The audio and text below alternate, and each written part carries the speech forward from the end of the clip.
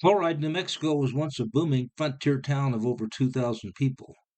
The town had 9 saloons, a general store, dry goods store, butcher shop, restaurant, candy store, pharmacy, Chinese laundry, photography shop, 2 hotels, a doctor's office, and a local newspaper.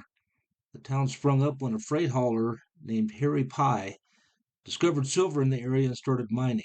Chloride was in the center of the Apache mining district, and Apaches eventually killed Harry, and the silver boom died out when silver became harder to mine, and the Coins Act of 1965 ended using silver in making coins.